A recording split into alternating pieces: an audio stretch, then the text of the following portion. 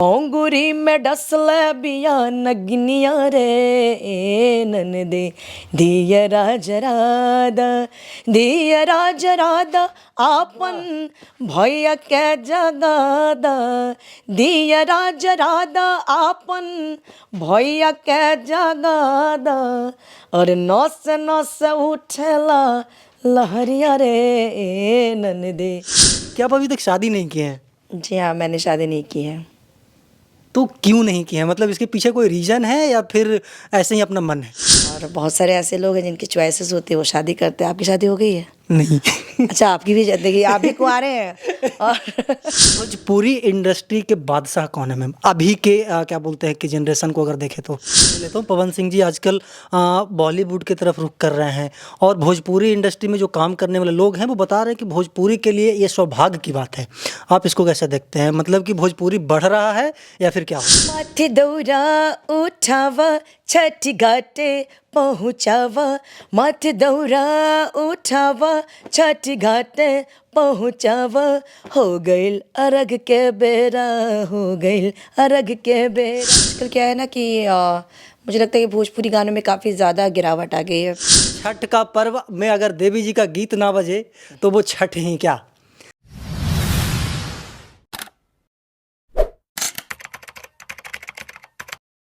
नमस्कार, प्रणाम। मैं अमित चौरसिया और आप देख रहे हैं नालंदा दस्तक। हमारी मौजूदगी है बिहार की राजधानी पटना में और हमारे बगल में जो बैठी हुई हैं वो किसी परिचय के मोहताज नहीं है। इनका नाम है देवी जी और ये भोजपुरी इंडस्ट्री में इनका एक अलग नेम फेम है। आज पहली बार नालंदा दस्तक इनसे मिल रही है और जानेंगे देवी जी से कि आखिरकार भोजपुरी इंडस्ट्री में क्या चल रहा है और ख़ास करके देवी जी का क्या चल रहा है भोजपुरी इंडस्ट्री में। मैम, सबसे पहले आपको हमारे चैनल पर स्वागत है। बहुत बहुत शुक्रिया, thank you so much. Chhath का पर्व आ रहा है और छठ का पर्व में अगर देवी जी का गीत ना बजे तो वो छठ ही क्या। तो छठ का कैसा तैयारी चल रहा है मैम? अभी मेरे 2 गाने आए हैं, एक का नाम है सुपवा और एक का नाम है हो गइल अरग के बेरा। हाँ। तो ये 2 सॉन्ग्स पब्लिक के बीच आ रहे हैं और मुझे उम्मीद है कि अच्छे लगेंगे। अच्छा, भोजपुरी इंडस्ट्री में देखते हैं मैम आए दिनों की लड़ाई झगड़ा, कंट्रोवर्सी, आरोप प्रत्यारोप, इन सभी चीज़ों से देवी जी बहुत दूर रहती हैं।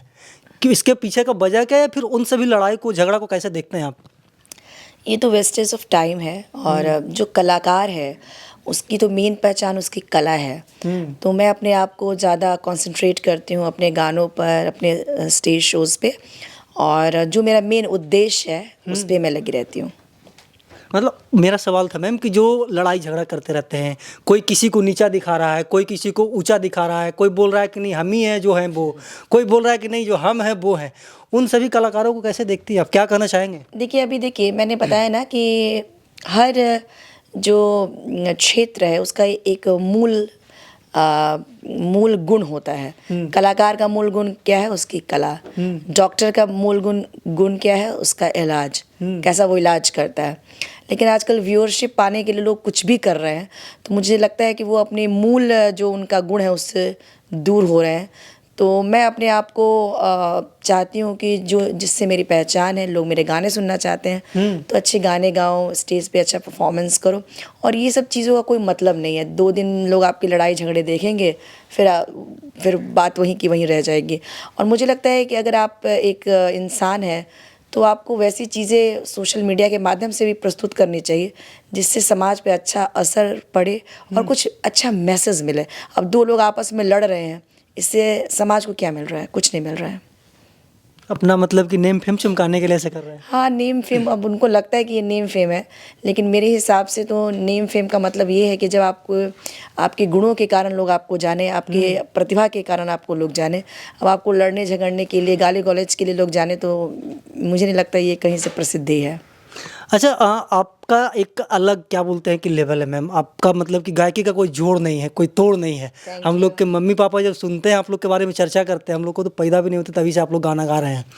तो उस समय का भोजपुरी जगत और अब का भोजपुरी जगत कैसे है? मतलब कि दोनों में बदलाव आया है या फिर बहुत एक्सटेंड हो गया है? नहीं, काफ़ी बदलाव तो आ ही रहा है। और आजकल क्या है ना कि मुझे लगता है कि भोजपुरी गानों में काफ़ी ज़्यादा गिरावट आ गई है, क्योंकि सोशल मीडिया जब मैंने स्टार्ट किया तो नहीं था, तो लिमिटेड तरह के सॉन्ग्स आते थे। उस समय भी अस्तर गिरा हुआ था, लेकिन आज बहुत ज़्यादा हो गया है क्योंकि ज़्यादा भारी संख्या में लोग गा भी रहे हैं और ज़्यादा भारी संख्या में दिख भी रहे हैं क्योंकि सोशल मीडिया की वजह से।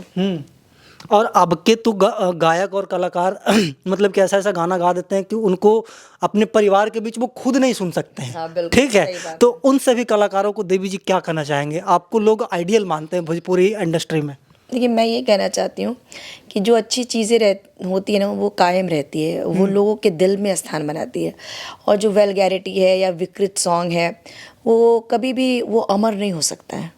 अमर होने के लिए तो आप देवी बनना पड़ेगा। देवी बनना पड़ेगा या फिर प्रतिभा होनी चाहिए। प्रतिभा जो है वही लोगों के मतलब वो सालों तक चलती है। मतलब कि जिसके अंदर प्रतिभा है, जिसके अंदर कला है, वो लाइफ टाइम चल सकता है। बिल्कुल बिल्कुल। आज हम लोग लता मंगेशकर जी के गाने सुनते हैं, कितने साल पहले आए। मुकेश के गाने सुनते हैं, रफ़ी साहब के गाने सुनते हैं। क्यों सुनते हैं?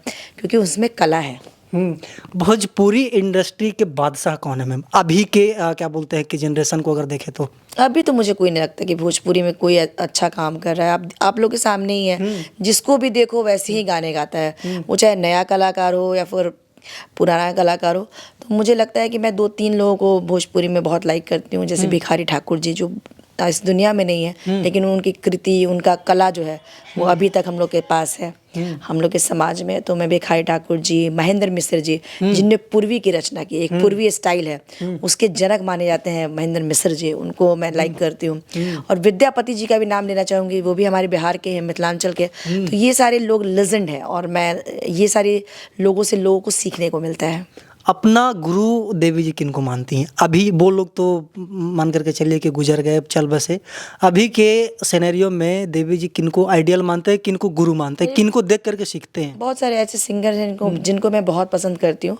एक सिंगर है पाकिस्तान की, रेशमा। उनकी आवाज़ मुझे बहुत ज़्यादा पसंद है। उसके अलावा मैं मेहंदी हसन साहब को भी सुनती हूँ, उनकी भी आवाज़ बहुत अच्छी लगती है।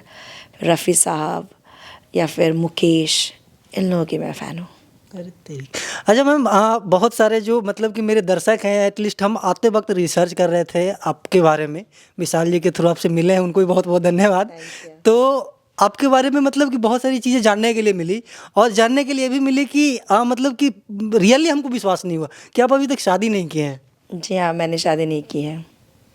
तो क्यों नहीं किए हैं? मतलब इसके पीछे कोई रीज़न है या फिर ऐसे ही अपना मन है? कोई रीज़न नहीं है। मुझे लगता है कि शादी बहुत इम्पोर्टेंट नहीं है मेरे लिए। मेरी ज़िंदगी खुशहाल होनी चाहिए, अच्छे मित्र लाइफ में हो, अच्छा परिवार आपके साथ हो। और शादी का जिस दिन मुझे मूड आएगा, जिस दिन मुझे लगेगा, तो मैं कभी भी फ्री हूँ, कभी भी शादी कर सकती हूँ। शादी करनी चाहिए या नहीं, आप इसको कैसे देखते हैं? ये तो सबका अपना पर्सनल चॉइस है। बहुत सारे लोगों ने शादी नहीं की है। हमारे अब्दुल कलाम जी ने शादी नहीं की थी, अटल बिहारी वाजपेयी जी ने शादी नहीं की थी, लता मंगेशकर जी ने शादी नहीं की थी। और बहुत सारे ऐसे लोग हैं जिनकी चॉइसेस होते हैं, वो शादी करते हैं। आपकी शादी हो गई है? नहीं। अच्छा, आपकी भी? देखिए, आप भी कुंवारे हैं और ये भी शादी नहीं की है। तो ये तो सबकी मर्जी है, जिसको जैसा अच्छा लगे। अच्छा, आप इंटरव्यू में आपका देख रहा था तो उसमें बता रही थी कि बहुत सारे जो मेरे मित्र हैं, मतलब आपके मित्र हैं, वो शादी किए हुए हैं लेकिन अपने आप को खुश नहीं मानते हैं। क्या ऐसा सही में कोई शेयर करते हैं आपसे कि मेरी शादी हो गई है, मैं परेशान हूँ, मैं बहुत दुखी हूँ? यस, मेरी फ्रेंड्स शेयर करती हैं कि उनको लगता है कि वो शादी से खुश नहीं है क्योंकि उनको अच्छा पार्टनर नहीं मिला या फिर वो अंडरस्टैंडिंग नहीं मिली। क्योंकि लड़कियों के तो ख्वाब होते हैं, मतलब लड़का हो या लड़की हो, सबके ख्वाब होते हैं कि भाई मेरा जो शादी के बाद जो हम लोग फिल्म देखते हैं वही हमारे अंदर चलता है कि ऐसा होगा, बहुत प्रोटेक्टिव होगा मेरा हस्बैंड, मेरी सारी खुशियाँ लाएगा, मेरे लिए गाने गाएगा, गुलदस्ते लाएगा। लेकिन रियलिटी में कई बार ऐसा नहीं होता है। तो लड़की अभी डिसअपॉइंटेड होती थी, अरे हमारा तो ड्रीम था ऐसा, ये क्या हो गया, सब कुछ उल्टा पुल्टा लगता है। तो कई बार लड़कियां शेयर करती हैं कि जो हम सोचते हैं वैसा नहीं है। अच्छा, आप क्या सोचते हैं शादी के बारे में? मैं कुछ नहीं सोचती हूँ। मुझे लगता है कि जीवन में अगर आपको कोई अच्छा लगे, जिससे आपको लगे कि ये बंदा है जिसके साथ मुझे जीवन गुजारना चाहिए, तो आप उसके साथ गुजार सकते हैं। और मैं शादी में वैसे ज़्यादा बिलीव नहीं करती। शादी क्या है? शादी तो पेपर पे होता है, मेन तो रिश्ता दिल का होता है। तो दिल से रिश्ता होना चाहिए। दिल से रिश्ता है तो वो ऑटोमेटिक बहुत लंबा चलेगा। और ऐसे मेरे जीवन में बहुत सारे ऐसे मित्र मिले जो मेरे फ्रेंड हैं, वो बॉयफ्रेंड नहीं है, फ्रेंड है, लेकिन हम बहुत लंबे समय से साथ हैं, हम लोग बात करते हैं, अपने दुख सुख शेयर करते हैं। तो मुझे लगता है ये ज़्यादा इम्पोर्टेंट है कि आपके रिश्ते लोगों के साथ अच्छे होने चाहिए। और शादी का मन हो तो वो तो जब भी आप चाहें। मतलब इन फ्यूचर में हो सकता है। ऑफ कोर्स, फ्यूचर किसने देखा, कौन जानता है क्या होगा। कल किसने देखा है? हाँ, कल किसने देखा। अच्छा, इंटरव्यू में एक चीज़ और देख रहे थे देवी जी आपके बारे में कि ऋषिकेश में शायद आप कोई आश्रम वगैरह मतलब कि ऑर्गेनाइज करते हैं, चलाते हैं। और वो आश्रम में अटेंड करने का, मान लीजिए कि अगर हम लोग जाएं कभी, तो वहाँ पे रहने का, स्टे करने का क्या सिस्टम है, क्यों उसको बनाया गया है? देखिए, वहाँ पे मेन चीज़ जो हम लोग का उद्देश्य है कि हम लोग ने देखा कि लाइफ में लोगों को बड़ी प्यार की कमी है। लोग बड़े दुखी भी हैं कई बार। उनको लगता है कि हमारा कोई मित्र नहीं है। तो एक बड़ा परिवार हम लोग बनाने के उद्देश्य से देवी म्यूजिक आश्रम की स्थापना हुई आज से 12-13 साल पहले। और पूरी दुनिया से लोग आते हैं। अच्छा संगीत का माहौल दिया गया है। वहाँ पे मेरे पास 10 गायें हैं, गौ सेवा भी हो रही है। और वहाँ पे रुकने की भी व्यवस्था है, गाना सीखने की भी व्यवस्था है, लोग गाने सीख सकते हैं। और हर शाम को हम लोग कुछ एक्टिविटीज़ म्यूजिकल करते हैं ताकि लोगों का रिफ्रेशमेंट बने। तो एक ऐसा जगह जहाँ लोग को प्रेम मिले, एक सुंदर वातावरण मिले, संगीत मिले और एक साथ रहने का मौका मिले। और जब पूरे वर्ल्ड से लोग आते हैं तो कई बार लोगों का कल्चरल आदान प्रदान भी होता है। सपोज कोई कनाडा से आया है, कोई अफ्रीका से आया है, सबका अपना अपना कल्चर है, सब एक छत के नीचे रहते हैं, एक फ्रेंड बन के। तो काफ़ी कुछ लोगों को लर्न करने का भी मिलता है। अच्छा, भोजपुरी इंडस्ट्री के एक दो कलाकार, जैसे कि मैं नाम ही ले लेता हूँ, पवन सिंह जी आजकल बॉलीवुड की तरफ रुख कर रहे हैं। और भोजपुरी इंडस्ट्री में जो काम करने वाले लोग हैं वो बता रहे हैं कि भोजपुरी के लिए ये सौभाग्य की बात है। आप इसको कैसे देखते हैं? मतलब कि भोजपुरी बढ़ रहा है या फिर क्या हो रहा है? देखिए, कोई चीज़ को बढ़ने को तब कहते हैं ना जब उसमें बहुत क्वालिटी वर्क हो। ठीक है, आप भोजपुरी आज स्थिति में देखिए, क्या ऐसा मेरे हिसाब से तो कोई क्वालिटी वर्क नहीं हो रहा है। ठीक है, तो आप बॉलीवुड में गाएं, हॉलीवुड में गाएं, इससे मतलब नहीं है। मतलब ये है कि जो कंटेंट आ रहा है वो कितना अच्छा है, उस पर डिपेंड करता है। अब भिखारी ठाकुर थोड़ी बॉलीवुड में जाके गाए थे, लेकिन आज उन पे PhD हो रहा है, पढ़ाई हो रही। क्यों हो रही है? क्योंकि उनका काम इतना बड़ा था। तो आप क्या काम करते हैं वो ज़्यादा इम्पोर्टेंट है। अच्छा, देवी जी, छठ आ रहा है और स्पेशली हम आपसे इसीलिए मिलने भी आए हैं। छठ का एक दो गाना हो जाए हमारे दर्शकों के लिए। देखिए, गाने तो सुनाना मुझे बहुत अच्छा लगता है, लेकिन मेरी आवाज़ थोड़ी सी अभी बहुत फंस गई है क्योंकि मैं लगातार मतलब स्टेज शो लगातार हो रहा है। लेकिन 2 लाइन सुना देते हैं। एक है हो गईल अरग के बेरा, ये इस बार का रिलीज़ हो गया है, लेकिन मैं उतने अच्छे से नहीं गा पाऊंगी। अरे, आप जो भी गाएंगे अच्छा ही होगा। माथे दौरा उठाव, छठ घाटे पहुँचाव। माथे दौरा उठाव, छठ घाटे पहुँचाव। हो गईल अरग के बेरा, हो गईल अरग के बेरा, हो गईल अरग के बेरा, हो गईल अरग के बेरा। एक मेरा आप मतलब कि मेरा पर्सनली आपका पसंदीदा गाना है, उंगली में डसले बिया नगिनिया हो। ये आप ही का गाना है ना? बहुत अच्छा लगता है सुनने में। ठीक है, मैं बस ये लास्ट सॉन्ग होगा क्योंकि मैं गा नहीं पा रही हूँ अच्छे से। ओके। मतलब कि अंदर से वही बोल रहे हैं ना कि खुशी नहीं मिल रहा होगा गाने के बाद, लग रहा हो कि अरे यार कुछ मिसिंग है। हाँ, क्योंकि आवाज़ अच्छी नहीं है तो मुझे भी खुद मज़ा नहीं आ रहा है। मजा नहीं आ रहा है। लेकिन फिर भी आपकी फरमाइश है तो आपकी खुशियों के लिए गा देते हैं। अंगूरी में डसले बिया नगिनिया रे, ननदे दियरा जरादा। अंगूरी में डसले बिया नगिनिया रे, ननदे दियरा जरादा। दियरा जरादा आपन भैया के जगादा। दियरा जरादा आपन भैया के जगादा। और नौस नौस उठला लहरिया रे, ननदे दियरा जरादा। नौस नौस उठला लहरिया रे, ननदे दियरा जरादा। मतलब ये सब लाइफ टाइम है, एकदम कभी भी बज सकता है। और हम लोग तो बाइक वगैरह चलाते हैं, कभी कभी 4 व्हीलर में बैठते हैं, मतलब भाई बजाओ है। थैंक यू सो मच, ये आप सभी का प्यार है और हमारी जनता का प्यार है। हमारे मम्मी का एक सवाल था कि देवी जी प्रॉपरली कहाँ के रहने वाली हैं? मैं छपरा शहर की रहने वाली हूँ और वही मेरा घर है। मेरा बेसिक घर छपरा है। अच्छा, मम्मी पापा वहीं पे रहते हैं प्रॉपर? मम्मी पापा रहते थे पहले। मेरे मम्मी पापा दोनों प्रोफेसर हैं पापा फिलॉसफी के, मम्मी बॉटनी की, लेकिन अभी दोनों रिटायर होने के बाद वो लोग भी ऋषिकेश आ गए हैं और हमारे आश्रम को वो रन करते हैं। अच्छा, मतलब कि बेटी ने आश्रम बनाया और मम्मी पापा उसको रन कर रहे हैं। नहीं, मेरे पापा ने आश्रम बनाया और हम सब मिलकर रन कर रहे हैं। अच्छा, मतलब कि सबका वहाँ पे इन्वॉल्वेशन होता है, सबका वहाँ पे मतलब कि समय जाता है तो आश्रम रन हो पाता है। जी हाँ, बिल्कुल बिल्कुल। छोटे छोटे जो कलाकार हैं, ठीक है, जो आपसे कुछ सीखना चाहते हैं, जो आपको देख करके फॉलो करते हैं, उनको क्या कहना चाहेंगे? देखिए, संगीत जो है वो बड़ा मुझे लगता है कि अच्छी फीलिंग्स देता है। और जो भी यंग जनरेशन है उनको हमारे क्लासिकल म्यूज़िक से बहुत जुड़ना चाहिए, क्योंकि वो हमारी धरोहर है। आज मैं ऋषिकेश जाती हूँ, विदेश से लोग आते हैं, बड़े क्यूरियस रहते हैं क्लासिकल म्यूज़िक को लेकर, मंत्र सीखते हैं।